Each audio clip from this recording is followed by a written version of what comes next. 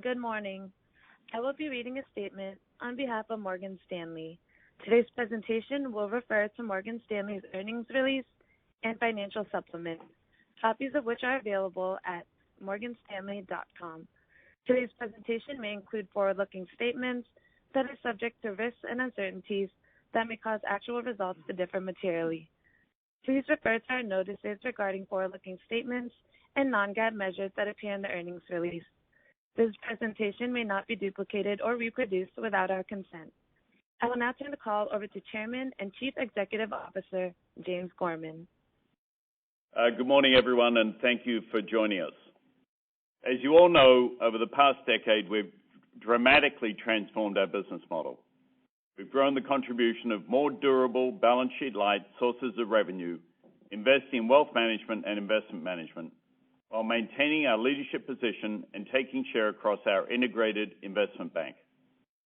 The intention has been to provide stability to our firm in times of serious stress and to provide strength and value to our clients in times of volatile and active markets.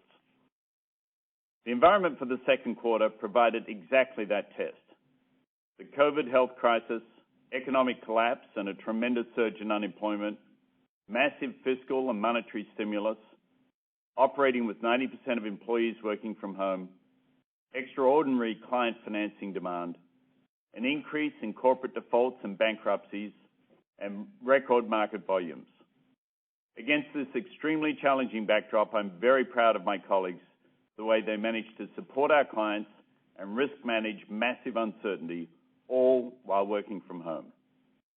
The results we announced this morning build on a very strong relative performance of the first quarter with a record-breaking second quarter.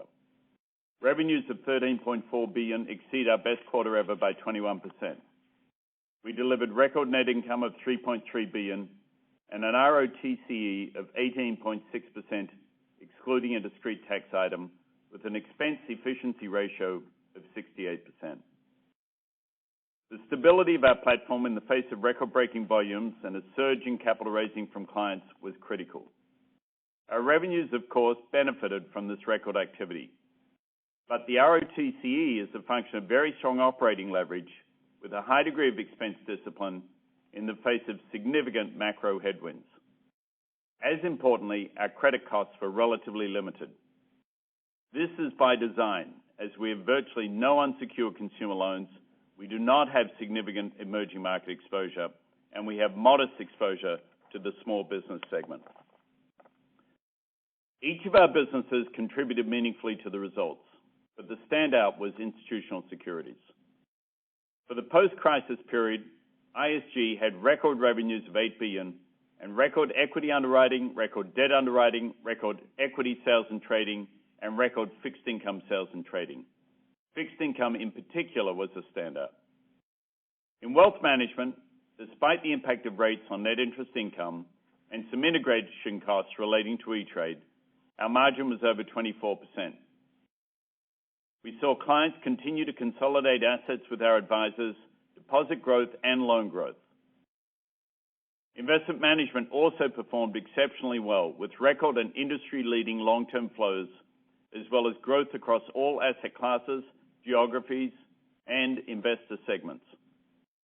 Assets now are $665 billion, up from approximately $460 billion at the beginning of 2019.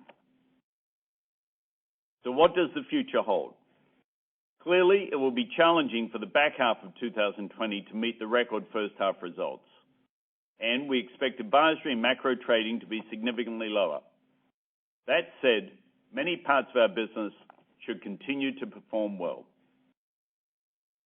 Let me touch on the CCAR exam and our SCB results.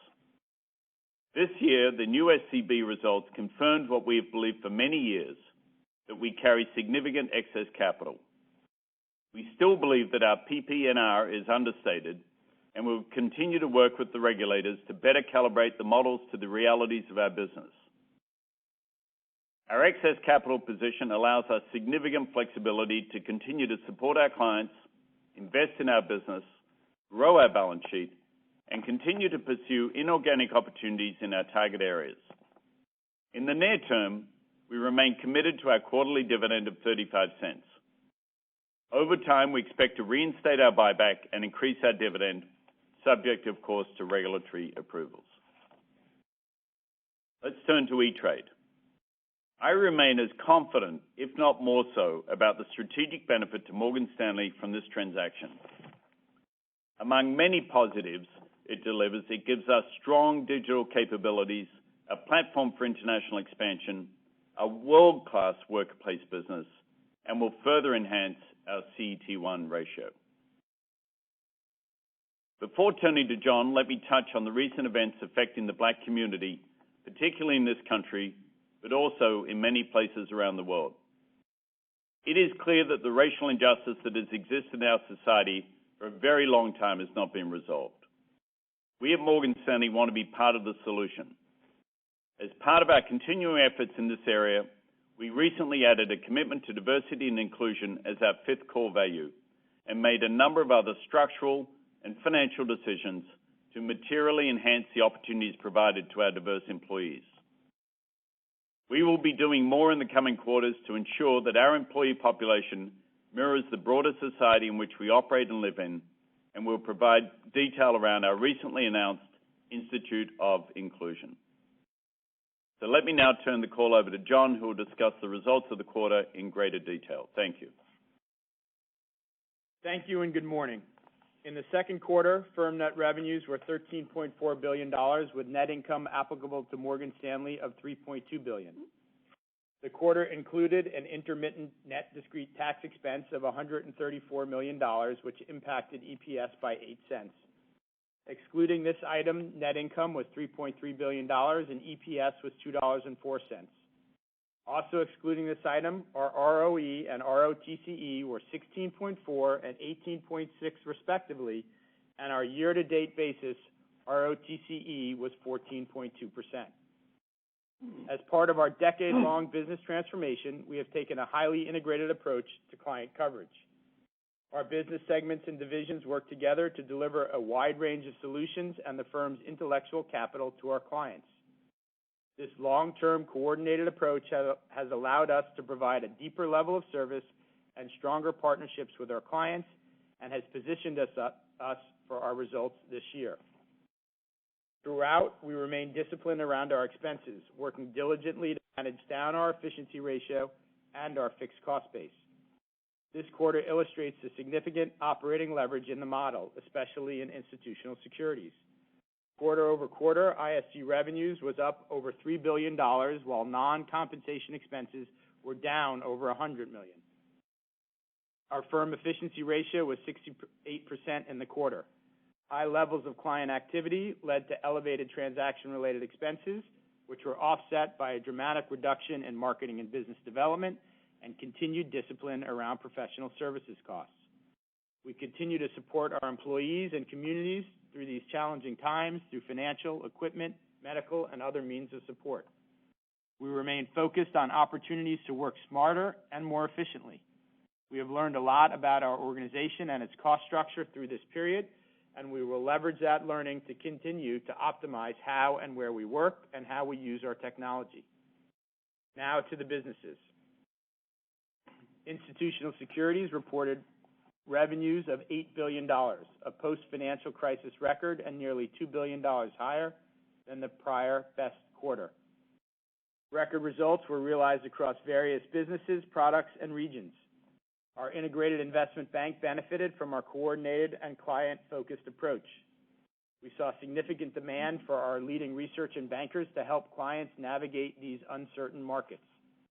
Corporate clients took the opportunity to raise capital and liquidity, and sales and trading investors actively repositioned their portfolios given the rapidly changing environment. Robust underwriting volumes also contributed to increased levels of sales and trading activities. Investment banking generated revenues of $2.1 billion, increasing 79% from the prior quarter. Underwriting drove the results, delivering its strongest performance in over a decade. From a geographical perspective, all regions saw a sequential improvement with particular strong results in the Americas. Advisory revenues increased 28% from last quarter to $462 million, benefiting from higher completed M&A industry volumes driven by an increase in larger transactions. Year-to-date, announced industry volumes are down over 40%, and we expect M&A to remain muted until there is more clarity on the path of the recovery and stability in prices. However, CEOs and boards are engaged, and strategic dialogue is integrated into our client discussions. Equity underwriting revenues more than doubled versus the prior quarter to $882 million, driven by increases across products, follow-ons, converts, blocks, and IPOs. Issuance accelerated in the latter 2 months of the quarter. Global equity volumes were the highest in nearly a decade as clients bolstered their balance sheets and monetized equity stakes. The quarter saw a record convertible issuance as near-zero interest rates and elevated volatility led issuers to favor equity-linked instruments. Fixed income underwriting revenues were $707 million, up 59% from the prior quarter, driven by bond issuance. Global high-yield new issue volumes in June represented the highest ever recorded. Investment-grade market also saw record issuance volumes. Activity has been driven by a combination of companies looking to fortify their balance sheets and others taking advantage of the very constructive financing environment. After unprecedented levels of capital raising, issuance levels are likely to slow from the current torrid pace as we enter the summer. Pipelines remain healthy, particularly IPOs, and if markets remain constructive, we would expect active issuance in the latter part of this year. Equity sales and trading revenues increased 8% sequentially to $2.6 billion. Strong performance in cash and derivatives, as well as a rebound in prime brokerage balances, contributed to results. Cash and derivative revenues were the highest in over a decade, driven by strong trading results across regions, as we continued to help our clients navigate through this period of unprecedented uncertainty. In cash, in the face of historic volumes, we executed for clients and helped keep markets open and functioning. And in derivatives, results were strong across product types. Prime brokerage results were resilient and in line with the prior quarter. Balances rose significantly from March lows as market levels trended up and certain clients relevered, although second quarter average balances were about 15% below the first quarter. Fixed income sales and trading had its best quarter in over 10 years, excluding the impact of DVA, with robust performance across all major businesses and geographies. Revenues of $3 billion increased 38% from the strong first quarter. Results were particularly high in April as macro benefited from elevated volatility and wider bid-offer spreads, and credit markets retraced much of their first quarter movements. Clients were especially active in the beginning of the quarter and remained engaged throughout, though market spreads normalized and volatility abated.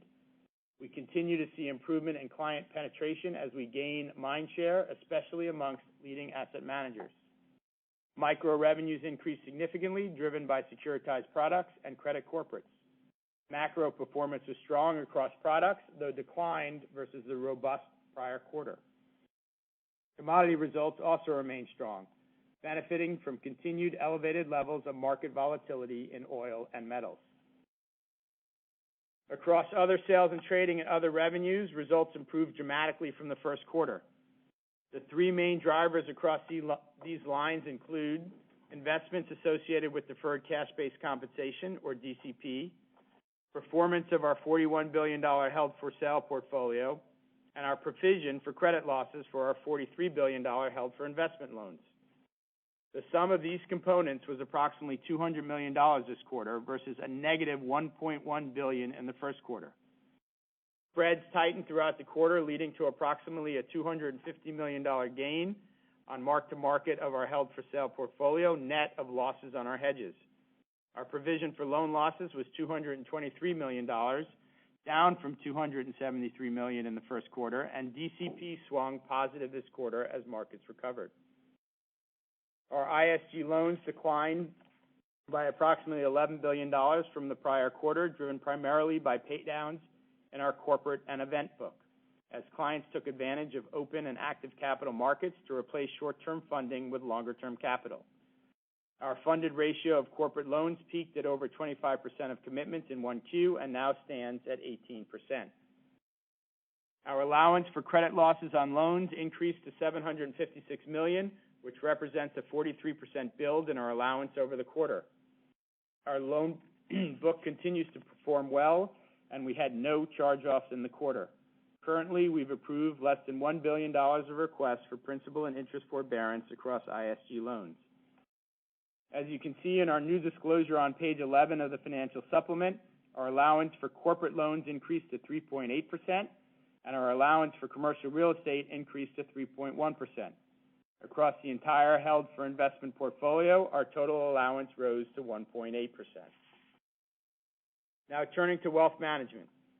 Second quarter revenues were $4.7 billion. DCP losses of approximately $425 million from first quarter reversed almost entirely, and prepayment amortization declined. These factors drove the sequential increase in revenues. Pre-tax profits was $1.1 billion, and pre-tax profit margin was 24.4%. The underlying growth drivers remain strong. On the heels of the technology and risk management investments we have made, client asset consolidation continues. We increased retail asset capture and retention and lending penetration with our existing clients. Additionally, net recruiting has materially improved. Transactional revenues were $1.1 billion. After excluding the impact of DCP, transactional revenue was down versus the prior period, reflecting a decline in client activity from the extremely high levels of the first quarter. Asset management revenues were $2.5 billion, down 6% sequentially.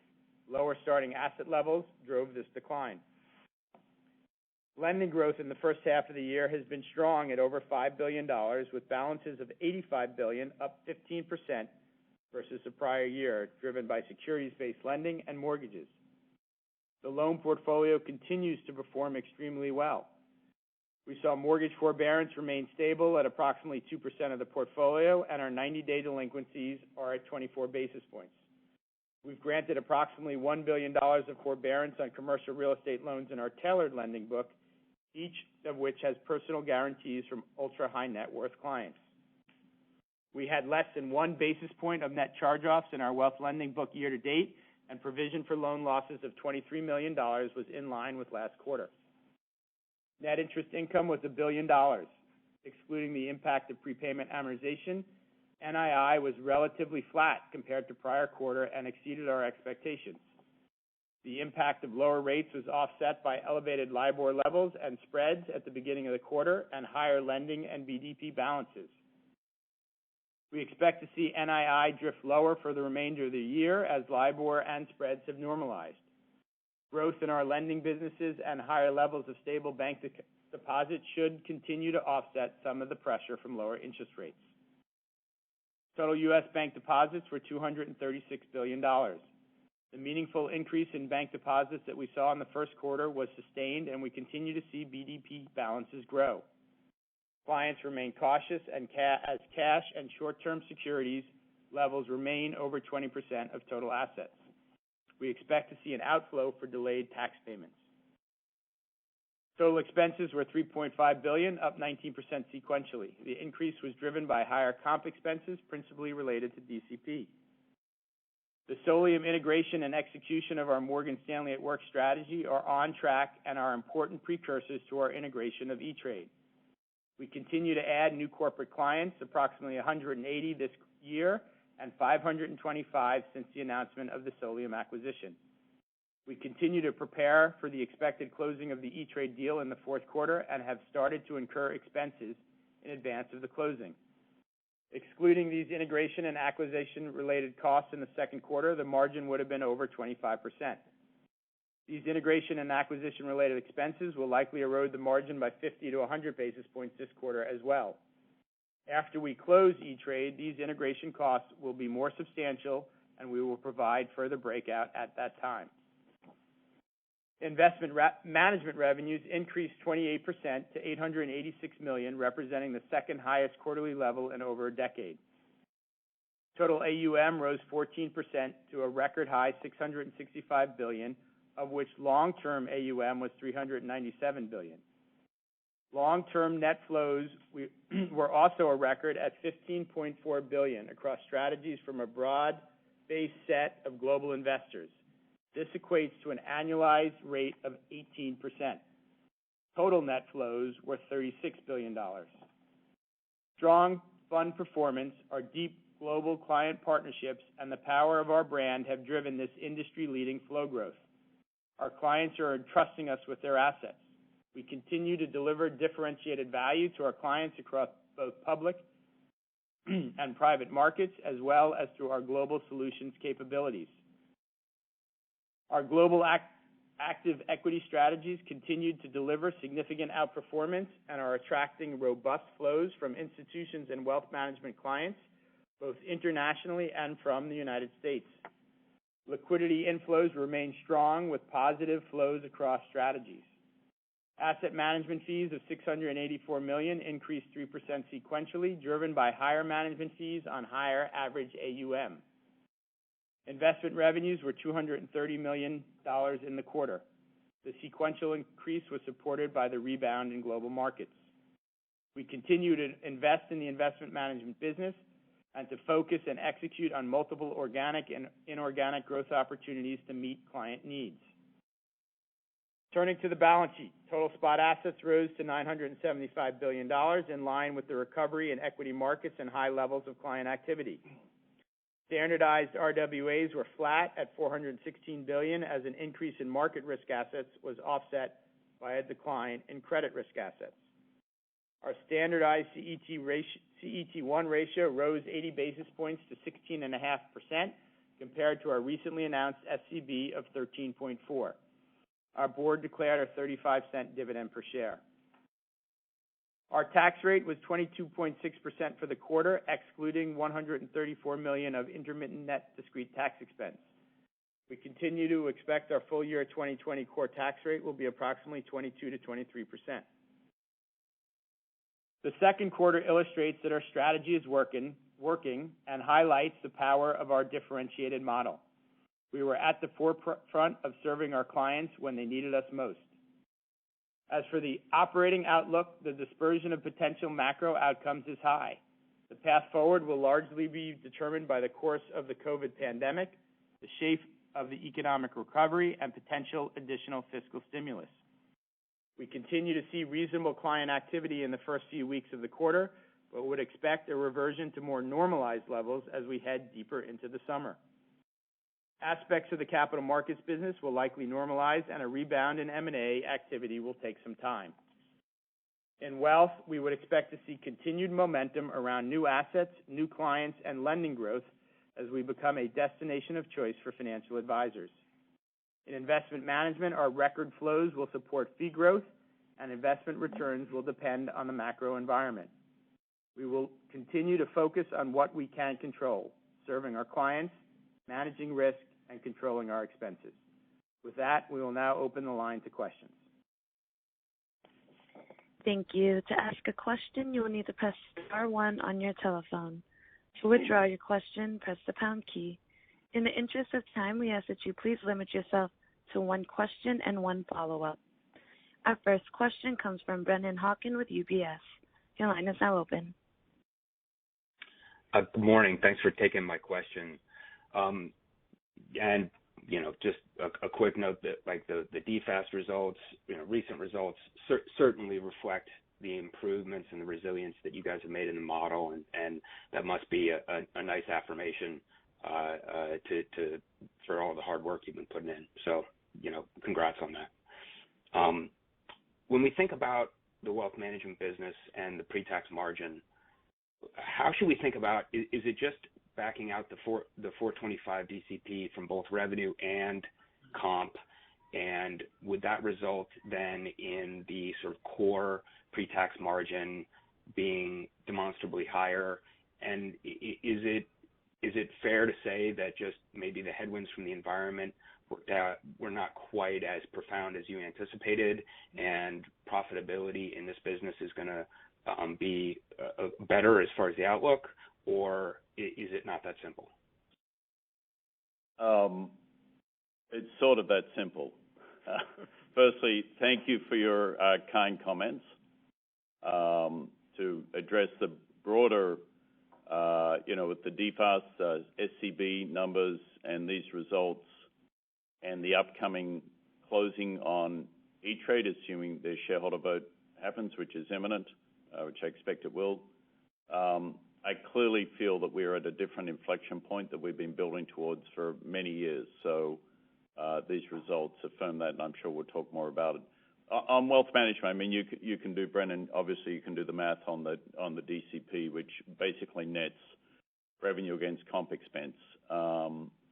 The wealth management margins, the material change in those margins was the net interest income, the change in rates, and as we move to zero rates. Now, you can have a view rates will be permanently zero, in which case we'll have to do other things to enhance that business. By the way, E-Trade operates with margins around 45% at the moment, so with some of the restructuring that we'll be doing, putting those two businesses together, there clearly is margin enhancement opportunity just from that trade alone.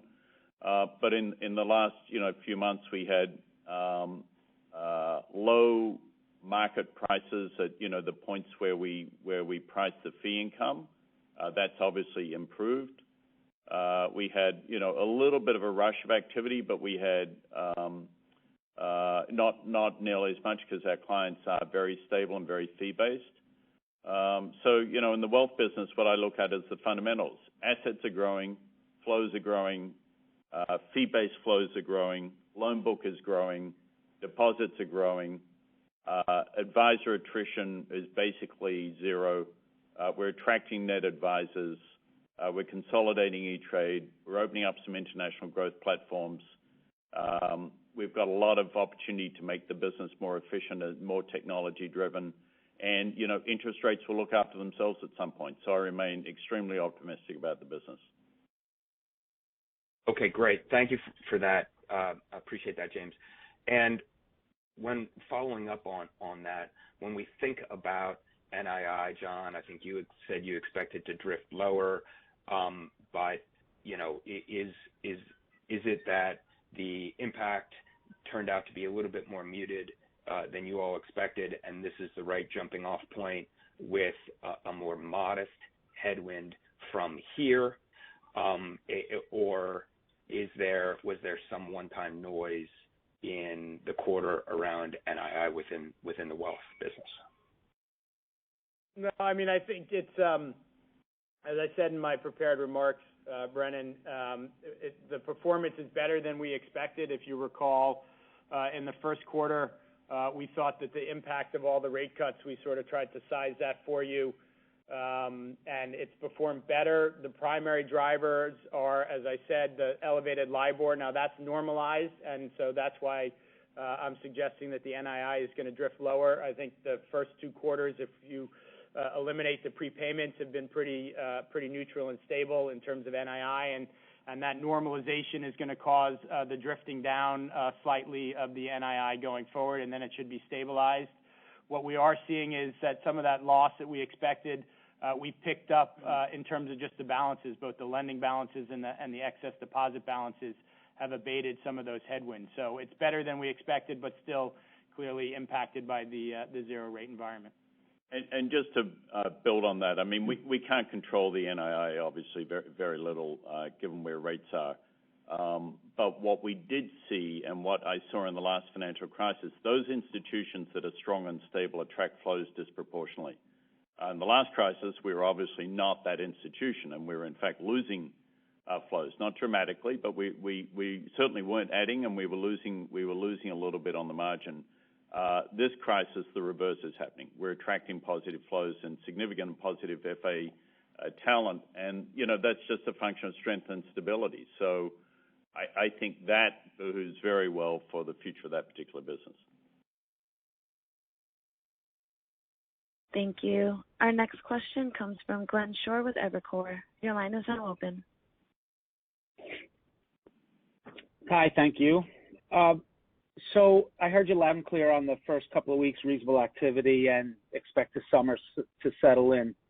I do think we're still at a volatility level that's almost double like last year, so it might settle in at a higher level. I'm not asking you to comment on that, but I do want you to comment on the FICC franchise.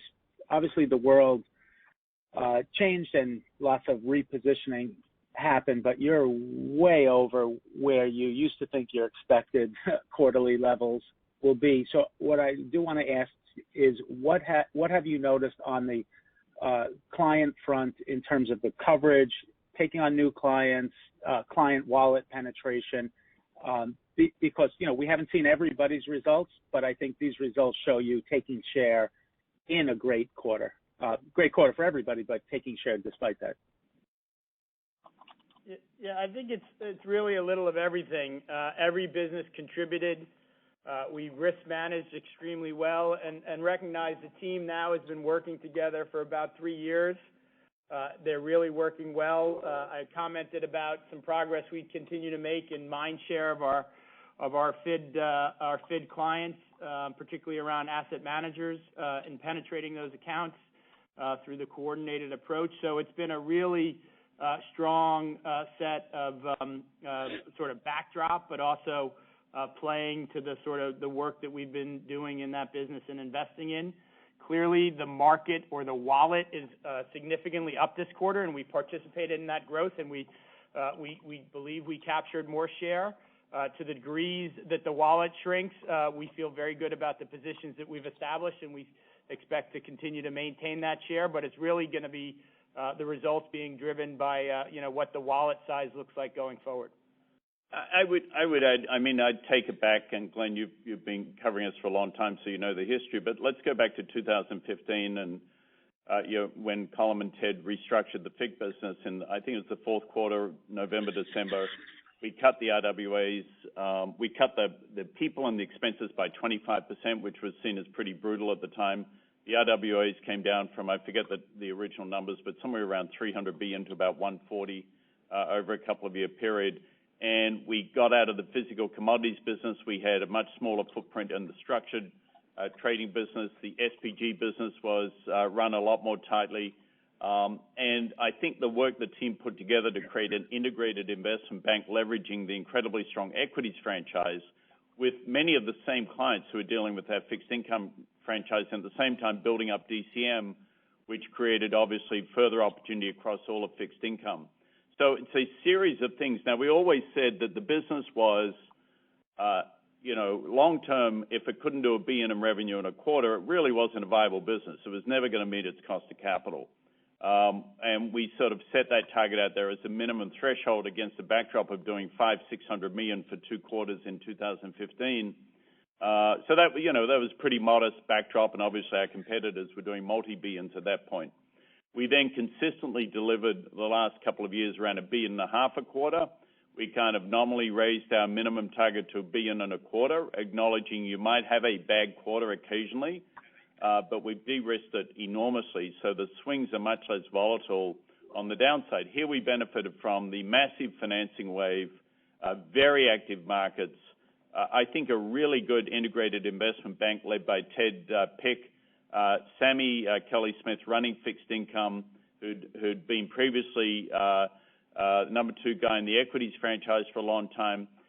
Putting all of that, the management together, the culture together, the risk management together, and away from the big structured illiquid positions and away from physical commodities, and it's all started to come together. So we're picking up share, and when you have a market explosion that everybody's numbers are up, 60-80%, then off our base, you can start posting really respectable numbers, and that's sort of where we've got to. So it's really a multi-year story. Now, are we going to do $3 billion in fixed income revenues this quarter? No, we're not going to do $3 billion in revenues, at least from what I see in the outlook. But that doesn't mean we're going to have a bad quarter by any stretch. So it's that kind of backdrop that I feel really good about our share position globally against the banks. We'll never have some of the big macro businesses that the big universal banks have, particularly in FX, where we just have a much smaller footprint. But nonetheless, our macro business traded really well. Well, that brings a good follow-up. Is now that the Fed has realized what you and many others thought about your excess capital position, you've mentioned in the past about using some of it to augment the franchise and asset management. But let's say the shackles come off sometime next year, it doesn't matter when, what's your thought process around deploying capital? Are there places to meaningfully deploy capital across the markets franchise, or is the plan the same? Use it to augment asset management, return the rest? Like, how are you thinking about the excess capital now that the Fed finally agrees? Yeah, I don't think this is either this or that. We're in a great position now. We've got under the SCB about 200 basis points of excess capital. We'll pick up, John saying it's actually 300. I'm sorry, I shortchanged us by 100 basis points. Who knew that could happen? We've got the CET1 will be enhanced further by the E-Trade closure. And obviously it's not at that level, but it's still additive to our capital base. If we come in with an SCB shortfall, we'd be looking at doing things with the RWAs in the business. There'd be more pressure on that. We don't have that pressure. So the share gains that we've picked up, we can maintain or even enhance. And, strategically, we'll look across the trading franchise, not to go gangbusters on that, but are there opportunities where we can continue to pick up share? Possibly. We're certainly open to that. In asset management, as you know, we've talked about this for a number of years because our asset management franchise, as I said, our numbers have gone from beginning of 2019, I think they're at $480 billion. We're over $630, $640 now, attracting really good flows. The platform is building out well. We'd love to augment that. So that's a clear intent. Wealth management, we did it with E-Trade. So the opportunities to use capital are four. One, around further balance sheet expansion, if we want to do that. And our bias is to be conservative, to be fair. We don't, but the good news is we're not going to have to restructure or shrink our business because of some capital shortfall. So number one, that. Number two, asset management transactions. Number three, just investment in our platform and our technology to continue to modernize Morgan Stanley. Number four, a dividend, we're paying out about 35 cents a quarter, which is about a bit over $2 billion annually. We made in the first half of this year about $5 billion. So we've covered, almost 2.5 years of dividends in the first half of this year. So our dividend coverage is very comfortable. I would love to expand the dividend in time. I've always said I think we should pay out effectively what we make in wealth management as dividend and think of that as a yield stock and think of the institutional business as a growth stock. So that's coming. And then obviously, getting back on the buyback train. We've got $1.5 billion and a change of shares outstanding. We started this at about $2 billion. We'd like to continue to drive that number down. We don't want to sit on this capital and not put it to work for shareholders. We want to put it to work. Thank you. Our next question comes from Christian Bolu with Autonomous. Your line is now open. Good morning, James and John.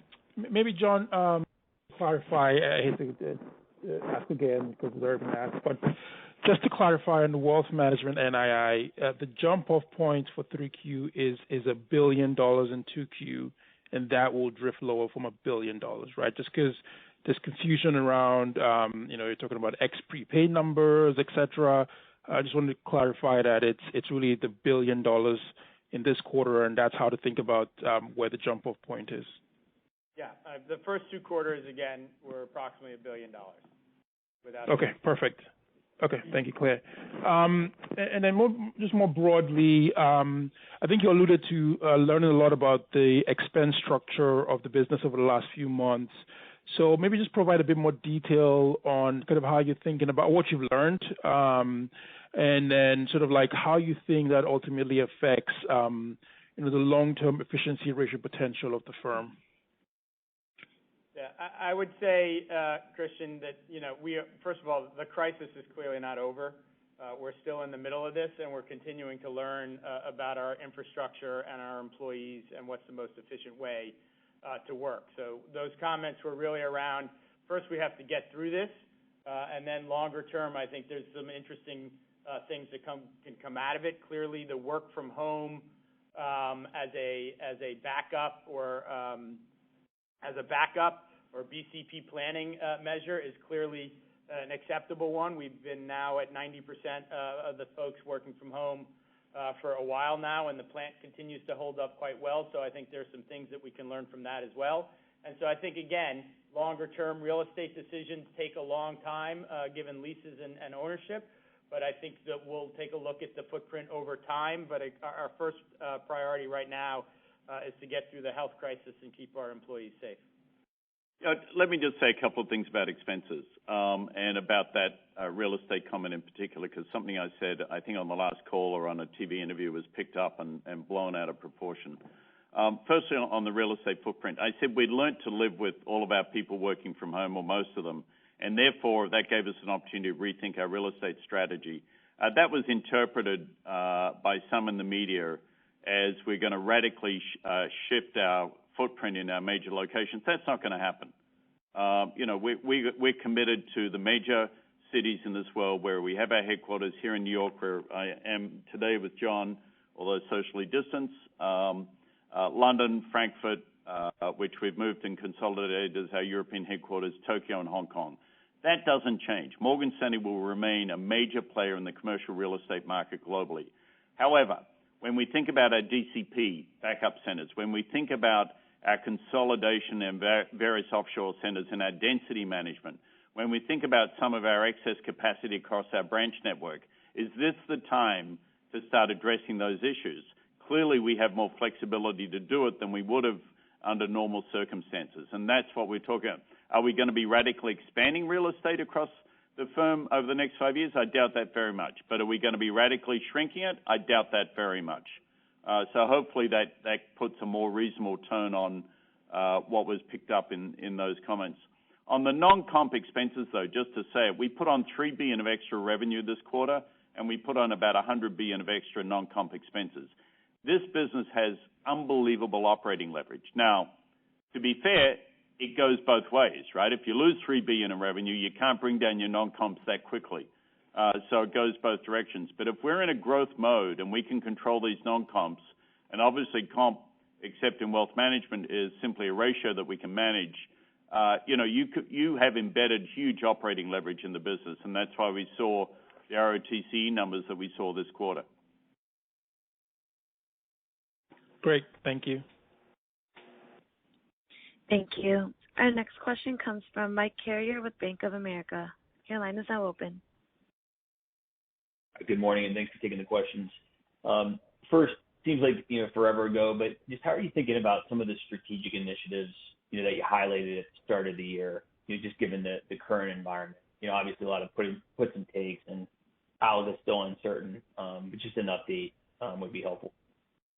Well, I'll touch on, maybe John wants to also add a little bit. Just on I think we went public with three metrics, pre-tax margin, sort of medium-term and then long-term aspiration, efficiency ratio the same, and ROTCE the same. Now, not to be cute about it, but in this quarter, we achieved the long-term aspiration of efficiency ratio on the ROTCE. I'm not pretending that that's a steady state right now. I'll be very happy if we go back to achieving what we said we'd do in the 2-year period, and we're only 6 months into that 2-year period. So, but as I said, we have the non-comp operating leverage, so the efficiency ratio with revenue growth, I think, is a slam dunk. The ROTCE, again, with this kind of operating leverage and without the credit provisions, if you have revenue growth, I'm very comfortable with those. The wealth management one, that's more challenged because we did not expect to go to effectively zero interest rates at the beginning of the year. That said, even with this environment, and with the pretty lousy print at the start of the quarter, and with some of the integration costs that are coming from E-Trade built in, they still hit margins of over 24%, and I think they will grind their way back up into the zone that we talked about. How quickly that's going to happen, Mike, I'm not going to predict, but it's not going to be forever. So, overall, we stand by the strategy, but we can't, nobody in this world can predict, goodness, what the next month is going to be like, let alone the rest of this year. And we've got a presidential election coming, all sorts of massive uncertainty. Some of that uncertainty, as we just demonstrated, plays to our favor. So John, I'm sure will have a view on when these medium-term goals, when it's realistic, come and talk seriously about them again. But it's too early yet. But it is interesting that through the first half of this year, we're basically on track for 2 of the 3 of them.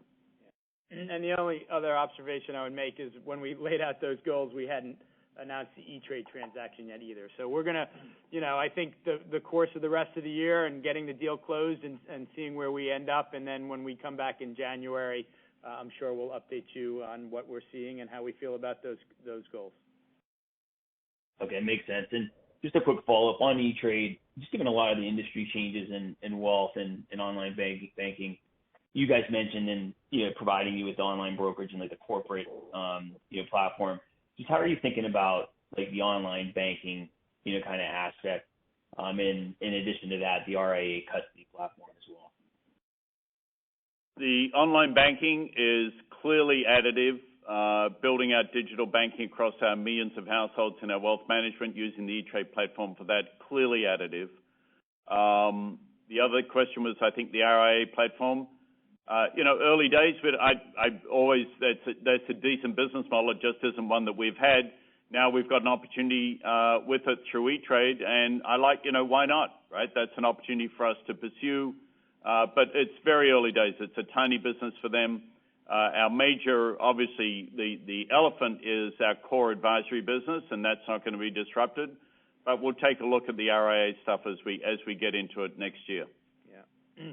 And I would just add that, the E-Trade has performed exceptionally well during this period, sort of validated many of the reasons why we're so excited about the transaction. Customer activity levels are at record highs, exceptional net new asset and account growth. At this point, through their public disclosures through May, they've sort of outperformed on new assets and clients sort of all of last year. The plant has held up very well. The technology is excellent. They've had no hard outages, and all of the reasons why we bought the company, I think, have been enhanced and validated through this period. Great, thanks. Thank you. Our next question comes from Andrew Lim with SocGen. Your line is now open. Hi, thanks for taking my questions. Great results.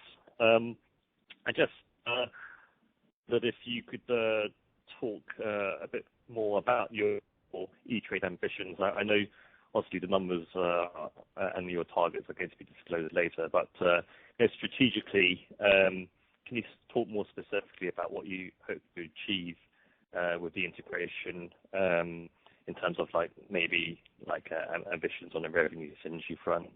Or was it mainly just like a scale game? Obviously, the bigger you are in asset and wealth management, the better efficiencies you get. And then secondly, a few of your competitors have talked about the shape of trading for the second half. I was wondering what your expectations were for the second half versus the first half, but also versus the second half of 2019. Thank you. Well, I will touch briefly on the strategic rationale for E-Trade. We did that earlier this year, but I'll repeat that. And John, I'm sure, will have a crystal ball on what the second half is going to look like versus the second half of last year. I'll be interested to hear his crystal ball because we're all kind of curious how it's going to unfold. But I will say I'm very comfortable with Morgan Stanley as an institution through the second half of this year. We have many, many businesses and much of our revenues that are not driven by the volatile trading activity. So anyway, I'll let John handle that one. Just quickly on E-Trade, Andrew, as you know, and I think as we said very clearly at the time, it makes us, I think, the largest player in the workplace sector in this country, which is the third channel for client acquisition behind some sort of advisory, personal interaction, and digital. It makes us the second or third largest player in the digital space, and we're the first or largest player in the core advisory space. So we're in all three channels. It diversifies our revenues as an institution by adding $3 billion of revenue. It improves our CET1 ratio. It gives us a platform to take digitally internationally. It creates an opportunity for us to build the digital bank across our wealth management business. They have a small RIA platform, which I mentioned, which is interesting. We have obviously some expense consolidation across the two platforms. They have a terrific brand for a younger generation of investors. They have a terrific brand for more active trader investors and options trading investors, which we're excited about. So there are a long line of things that make this attractive, and the test was how did they hold up in this period of incredible volatility. And as John just said, they held up extraordinarily well. They've attracted hundreds of thousands of new accounts, but with that has come real money, not just kids playing. This is real stuff. They've brought in billions of dollars of net new assets and deposits, and their platform has remained very stable. So that is the E*TRADE story. It's a continuing evolution of the Morgan Stanley strategy and a nod to the fact that having stronger digital capability across our wealth management business is critical, and a nod to the fact that we're interested in expanding internationally. I will not attempt to make a crystal ball prediction, but given some of the comments that I made in my opening remarks, clearly we have a differentiated model with wealth and IM, which is sort of the stability of that model, and those businesses should continue to perform quite well. And then the which we refer to historically as the ballast, and then the ISG creates some of the alpha. As James said, it would be hard to see how we reproduce the first half results in the second half results, but we also think we'll continue to do quite well given the market share gains that we've made and the client penetration that we have, and it's really just going to be a function of what the wallet size is in the second half, and I don't think anyone has the ability to predict what that will be.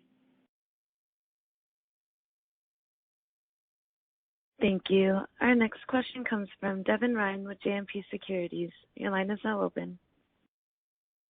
All right, great. Good morning. I guess first question here with respect to DFAST, and thanks for the color and obviously the overall positive outcome. But James, you mentioned working with the regulators, stressed scenarios aren't, I don't think, necessarily reflecting how the business actually behaves, and we've seen that in trading over the past couple of quarters in what's I think a real world stress test. So I'm just curious if these are normal conversations just around future DFAST assumptions and modeling that you kind of always have, or is it related to the 2020 outcome? It sounds like some peers like Goldman are potentially petitioning for some relief. So I'm just kind of curious around that comment. Yeah, I think, Devin, I don't want to get ahead of the regulators, and we haven't obviously discussed anything relating to capital and capital requirements in the light of these earnings. But it's a more fundamental view. If you go back to 2008, 2009, regulators would be entirely justified in being highly skeptical of Morgan Stanley's business model at that point, given our trajectory coming out of the financial crisis. And the early days when the integration of Smith Barney looked to be slower than what most people had hoped. It never bothered me, by the way, but most people were anxious about it. So there was kind of a period of, let's just wait and see. And I think some of the market models that they put in place that affect all of the banks disproportionately hurt Morgan Stanley. As the time has progressed and the business model has played out and the stability of the franchise now fully tested here, and with producing ROE over 15%, in most of the competitive set are 400 to 800 basis points below that. It certainly gives pause to reflect on the stability of the business model. Now, let's play it out a couple more quarters. I've said for a long time that PPNR results do not reflect certainly what we think about the business. And for that, we believe that there is a model issue relating to financial advisor compensation, how fixed that is believed to be, when in fact it's not fixed at all. It's a commission-based structure. So there's potential further regulatory relief on that, which we've been arguing for many years, and I think it's well understood now by the regulators. But listen, Morgan Stanley is not the Morgan Stanley it was 10 years ago. We're a different institution. We didn't have the credit provisions that everybody else had. That's not luck. That's by design. We don't have exposure to unsecured consumer credit. We have very little emerging market credit.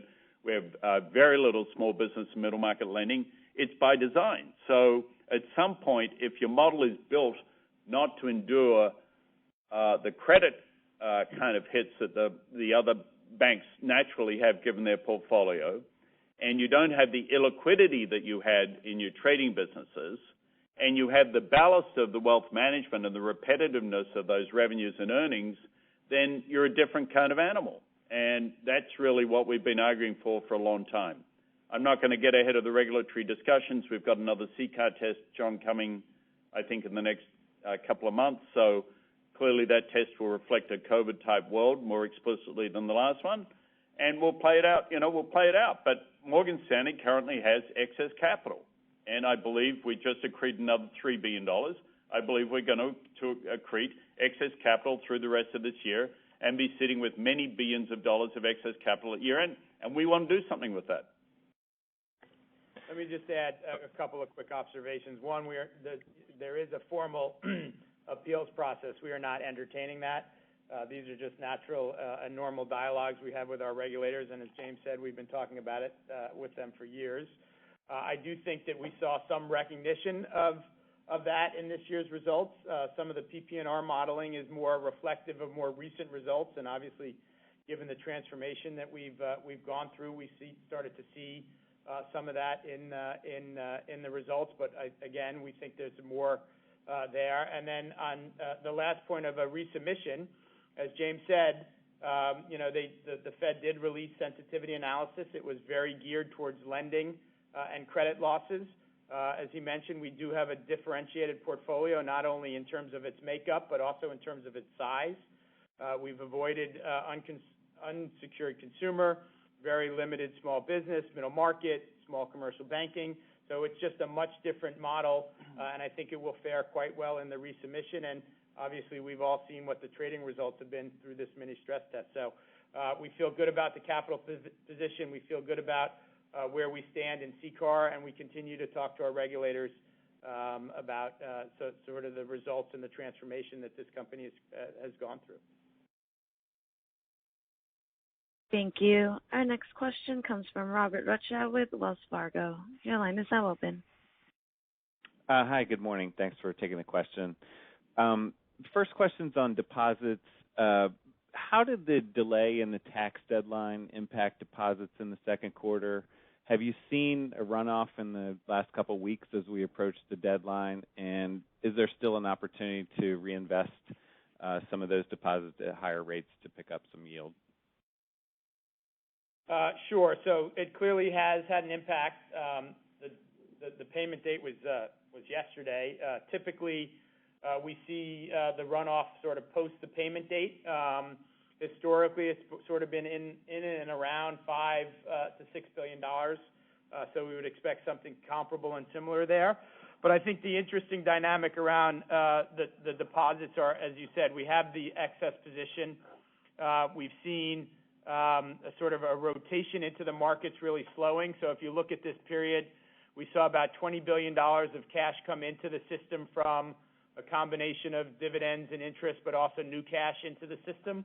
And only $15 billion of that went into the market. So net up $5 billion in BDP.